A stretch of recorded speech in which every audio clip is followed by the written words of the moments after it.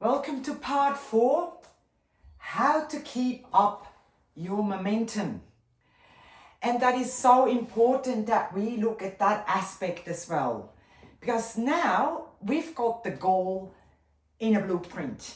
We've got all the action steps, we know exactly what to do, we know when to do it, we've got our environment all set up, we've got our time, everything looks amazing. But it is very unrealistic to expect that there will never be a moment where we want to just procrastinate or even at times give up when we face difficulties and barriers. The tasks and actions that we laid out for ourselves may just sometimes feel like such a huge mountain that we cannot climb. We feel paralyzed because there are so many things we need to do. And then how do we do that? We get stuck on how to do something. So I've got a little picture for that. We look at our goal here. That's our goal.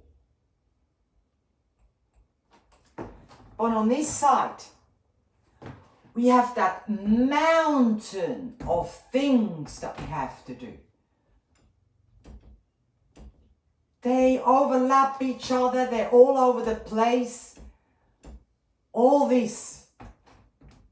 So when you actually stand here, right? Nice little stick figure. Hoo-hoo, you throw your arms up. You go, oh my God. But can you see what happens here? This is all the stuff you need to do and all this. Yeah? And here's your goal. Can you see your goal from here? You lost all perspective. You lost your goal. What we now need to do, one thing is revisit your goal. Revisit the feeling and the dream that you had when you started out. So we need to expand our goal, our vision, our inspiration, our dream. We need to make this big again. We need to make it so big that now, can you see it? Now we can see it again. So the next step from here is that we have realigned ourselves and re-established how we feel about it. We're excited again. So what we're going to do, we are going to chunk down. This is what we call it, chunking down. So we've got our big goal over here. Got this all fluffed up again. And I even like to say, might sound a bit strange, you know, when you've got a dog and you just call him, hey, do this, do that, come here, sit. The dog might just look at you, yeah, why should I come and sit? Why should I be running towards my master? What's in it for me? And that's what I call the bone. Now, this is exactly what we need to do with our goal. We need to make this bone really delicious and exciting and worthwhile for us to do what we need to do. So we make this a really big bone. And that's what I like to call it. Now, before, remember, we had all these clusters of things and it was all in this order.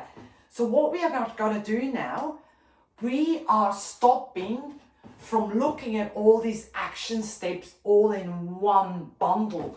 We are going to chunk down. We are just going to focus only on one thing at the time.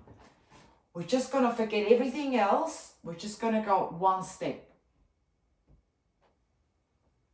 Don't worry about anything else. Once it's done, we go to the next step. Once it's done, we go to the next step, and so forth. But what happens here, we have an amazing view of our big bone, our goal. We never lose sight of our goal. So make sure that each step, you're not worrying about what you have to do in 2 months' time, because it will take care of itself as you follow, nice and slow and specific. Next step, done.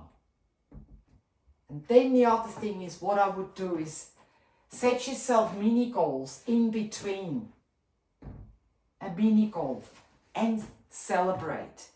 Really celebrate the moment and give yourself a pat on your shoulder. Maybe you can share it with your friend, a close friend, maybe a sister, a brother, or your spouse, your partner, your family, your kids. Sit down, really celebrate each little mini goal that you have, and make it a good memory for yourself, so that you are spurred on to then move on to the next steps. So this way, you never lose sight of your goal. You never want to give up, because you've got a huge bone there waiting for you. So it's been a pleasure taking you through your goal setting strategies. I hope that helps you putting it all together, that you can also achieve your goal, because I know you can do it.